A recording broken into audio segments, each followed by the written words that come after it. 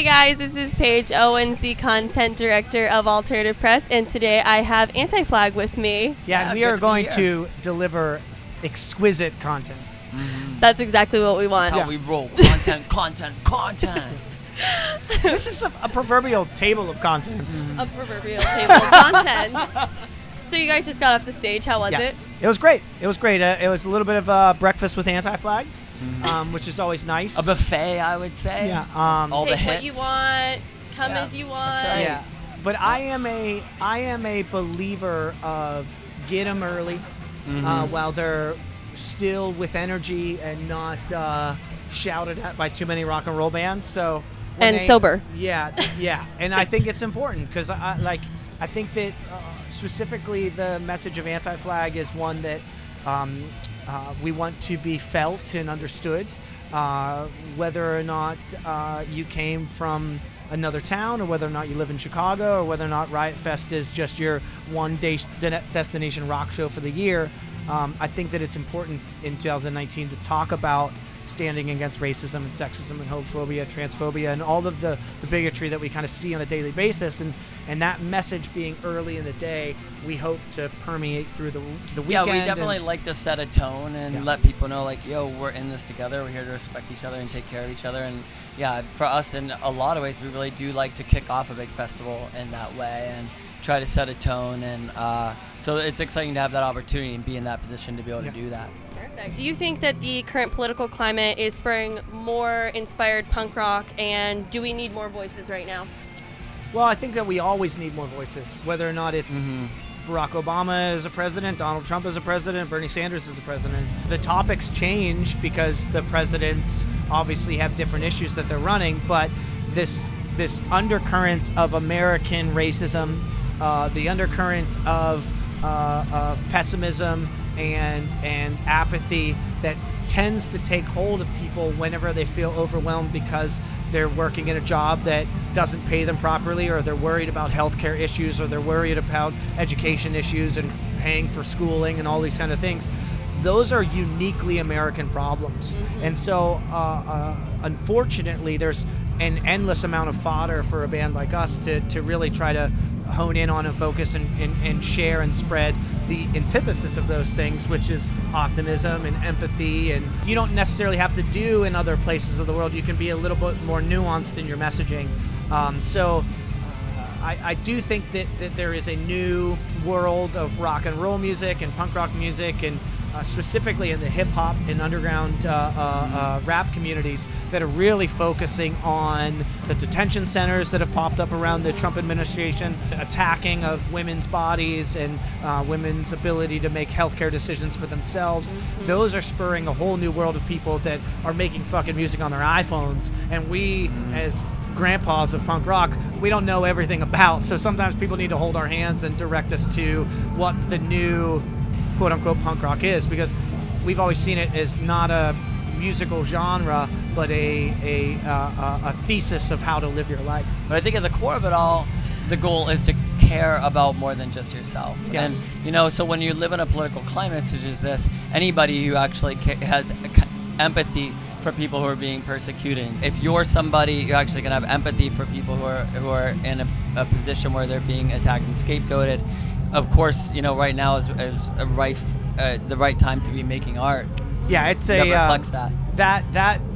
That existence in itself is a form of resistance. Yeah, and the great thing about a festival like today is it is an opportunity for people to come together and for people to speak their mind and say, look, we're not in this alone. And if it's so easy today to feel so isolated in what's happening and the ugliness that's happening. And actually, what I find so important about punk rock and music just in general, it's an opportunity for people to come together and realize I'm not alone in this. And to realize that, oh wow, yeah, there's so much cynicism in the world and there's all of this ugliness.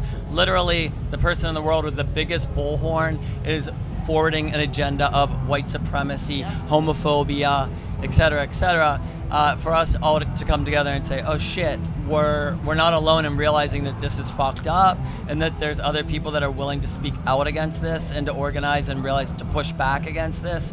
I think that for me, that's what's most inspiring about a festival like this or a day like this. And I know we're being long-winded right now, but the last thing I want to say about that is that it's not always a recognition of us being the champions or the fighters of these causes. It's about demonstrating to marginalized and victified communities that people care about them. So when you are a band like Anti-Flag and you're playing a festival like this, which is predominantly to other white people, many of which are straight white males such as ourselves, to talk and speak to awareness of transgender suicide deaths, to speak to police brutality in African American communities. We're not trying to solve that problem or fix that problem as much as we are raising our hands and saying, like, if you feel alone, if you feel like no one sees you, there is a community that is discussing this and that does see you, and we want to be allies and we want to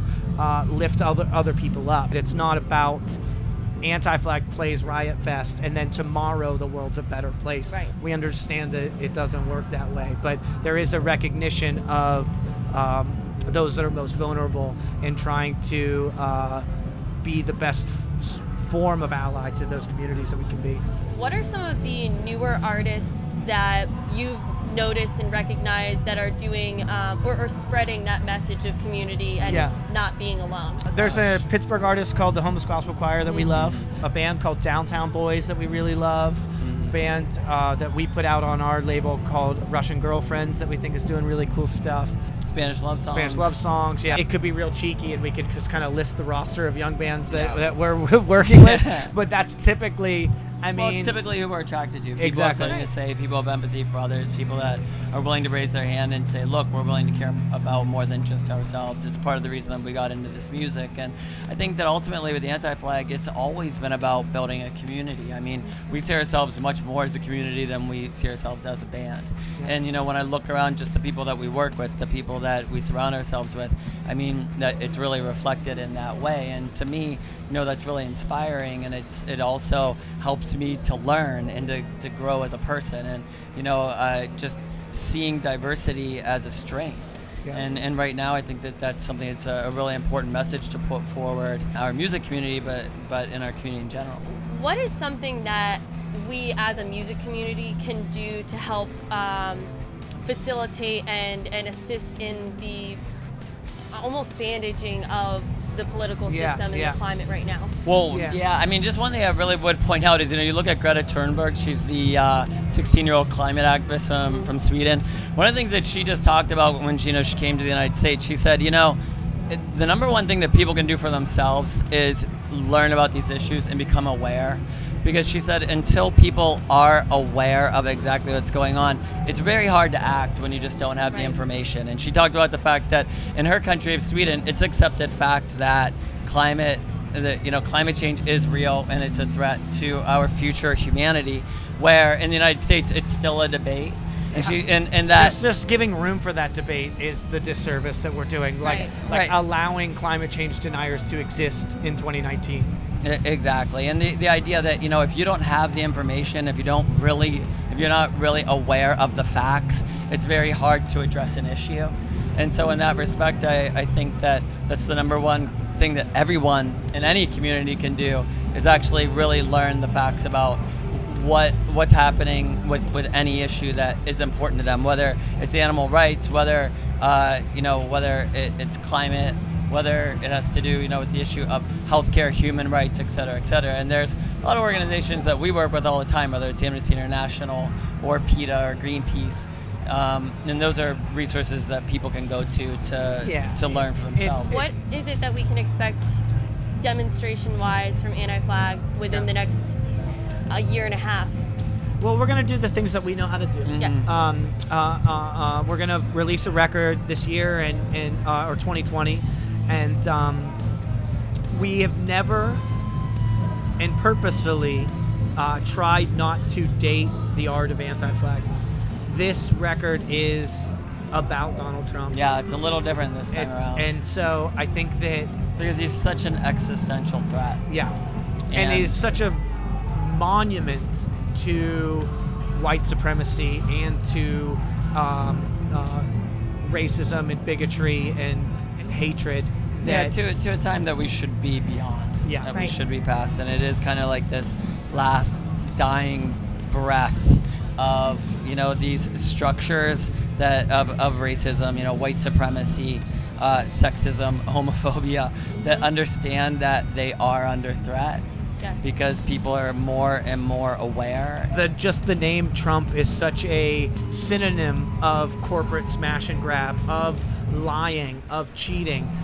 We felt it's time to really, really put those ideas into the sights and the target of the messaging of the band. So while in the past we've kind of strayed from doing those things, I really think that you'll see a lot more direct speaking to the issue, and maybe we felt trepidatious about doing that in the past, and this time it really feels pertinent to do so. I understand that there is, when you look in our immediacy, in our community, in our bubble, it might not be interesting to say that Donald Trump is a bad person. It's kind of universally known. He's got a 30% approval rating.